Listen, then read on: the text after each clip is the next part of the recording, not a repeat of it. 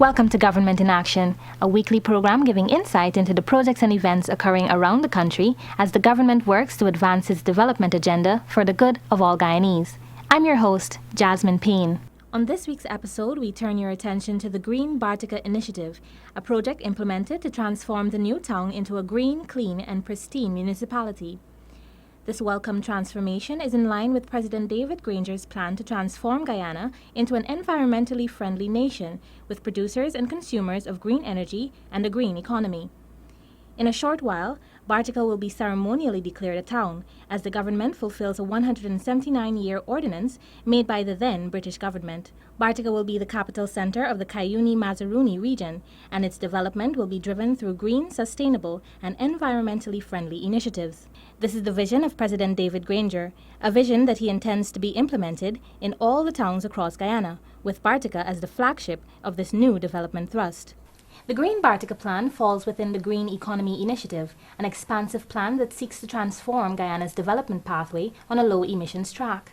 A sit-down with Presidential Advisor on the Environment, Rear Admiral retired Gary Best, allowed us some insight on the progress of the Green Bartica Plan and the town's potential in leading the example of what the President foresees for the rest of the country. What it holds at Bartica is a gateway to the forest. So it's a small town, but it has a large forest, which is like a laboratory.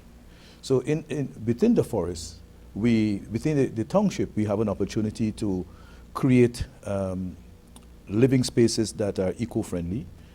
We have an opportunity to create businesses that are eco-friendly. We have an opportunity to create cultural spaces that are eco-friendly. So I think it's a good laboratory. We have this space. We have a network of rivers and creeks. You know, Bartica is bounded by the Essequibo and Mazaruni rivers, and within Bartica itself, there are a lot of creeks that flow into each of these rivers. So we have opportunity to explore mini hydro, micro hydro, opportunities to explore solar energy, opportunities for wind in order to generate energy for the township. And at the same time, you have an opportunity to create a tourism industry, because how it sits, it overlooks the Mazaruni and the Essequibo rivers, and there's some pristine, beautiful views. So Bartica itself, as a town, I think it sits well, nested well within Guyana to be a model green town. Going green involves the reduction and the subsequent discontinuation of the use of fossil fuels and the adoption of clean, renewable energy sources. Rear Admiral Best said that Bartica has the potential to move towards implementing solar-powered energy. Its population would require about 2 megawatts of solar power, yet the town has the space to facilitate a solar power plant capable of supplying much more. And then we could look to midi and mini hydros within the general area, and that should I think that's a good research project, and develop its wind data over a period of time. Wind tends sometimes six months a year to develop your wind data to know what's the strength of your wind. So you can have a combination of solar, hydro, and wind. But I think it's set to solar because it's a fairly small population. As industries grow within Bartica, yes, you'll need more power, but you can scale it. You can scale it as you go along. Newly elected Mayor Mr. Gifford Marshall said that work targeted at giving Bartica its needed facelift began last year under the Interim Management Committee, which he headed prior to the local government elections. Parapets and drains were cleaned and monuments and parks were restored with the assistance of corporate citizens, including the management of the Guyana Bank for Trade and Industry Limited. Mr. Marshall said, however, that among the major challenges in the overall cleanliness of the small town and the region as a whole is waste disposal. He admits that some residents in Bartica are delinquent in the way they dispose of their garbage. He said that systems can and will be implemented, but they will prove ineffective if residents refuse to change their mindsets. We have to get individuals to understand that, listen, you cannot continue to just dispose of your garbage on the parapets and burn it right there. We have to get individuals to understand, or residents to understand, that we cannot take our garbage in the alleyways and just leave it there. Mayor Marshall is adamant that once the attitudes change, this will alleviate most of the work. Meanwhile, it seems as though the residents are more than ready and willing to develop a change in attitude, and some voice similar opinions about their surroundings and the need to improve the area for health and beautification purposes. That's a big problem with our situation with the garbage disposal in Bartica.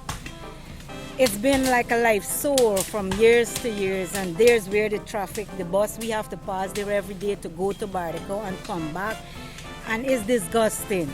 It's disgusting. I think they should do something good about it. So for the site that we have for the garbage, situation is too near to Bartica, right? It is in an area by the river, the site, and it's too near. We need like it to go. We need like at least somewhere in the line, couple miles away. And the site is too small for the amount of garbage we got. Well, the people just need to dispose the garbage properly, like for example, put it in bags and nut it so animals and pests and disease cannot get inside, that it can be spread. And probably the government need to do something like a landfill somewhere far away from the community so it can affect people. And they need to treat the garbage before they dispose it. On the note of attitudes, however, Rear Admiral Best is of the opinion that this does not apply to Bartica alone. I would say the Barticians are no different from where we are in Georgetown in terms of changing our attitude. I think it's national. It's how we treat waste as a nation and as a people. So in that context, Bartica is a microcosm of Guyana. So there are difficulties in understanding the purpose of waste and how to dispose it. So indeed, we have to make special efforts in educating the population, bringing through consultations and awareness and grievance mechanisms so they can understand that. The government has also made moves in pursuit of the construction of a landfill site some 9 miles outside of Bartica as a means of better waste management. The Green Bartica initiative also has in store a comprehensive awareness campaign geared at the overall education of the residents, and they're starting with the children. Schools will take part in debating competitions and spelling bees throughout the community with themed content aimed at instilling the message of going green. And then we'll be targeting the youths in Bartica, the actual youths. We hope to have a few like small projects where we can have something we call Youths in Climate Change. We can have them actually on the ground going to different parts of the town. And a larger project where we can have our youths moving across our villages and our hinterland, speaking to those who don't know much about climate change, what climate change is all about, what the green economy is all about.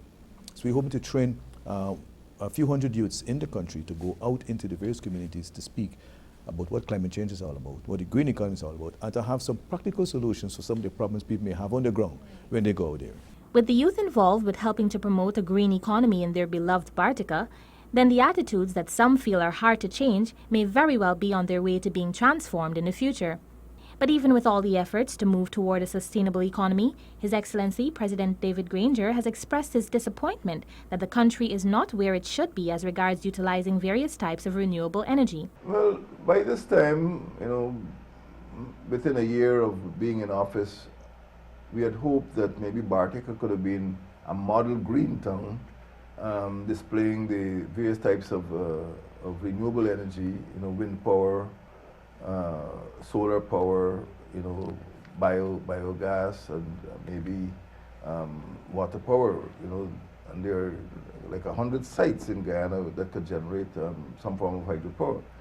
I must admit that we have not gone very far. We have had a lot of samples, we've had a lot of visitors, but we are still committed to those varieties of sustainable or renewable energy generation.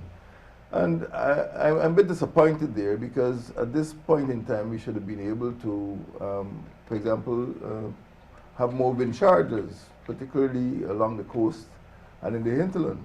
We're still too reliant. In fact, we're addicted to oil, and I think that has been part of our downfall. So yes, we need to do more for energy, and we would like to see a lot more wind farms. We'd like to see solar farms. Instead of giving out these small solar panels like Christmas toys, we'd like to see huge farms powering whole communities. But we are a little way away from that objective at the present time. The Green Bartica initiative was launched by the President himself. Yet, even in his disappointment that the progress is not where he had hoped it would be, the initiative maintains momentum and continues to bear much prospects for the future of the town and, by extension, for Guyana. This has been Government in Action, where we took an in-depth look at the Green Bartica initiative as Guyana moves toward a green and sustainable economy.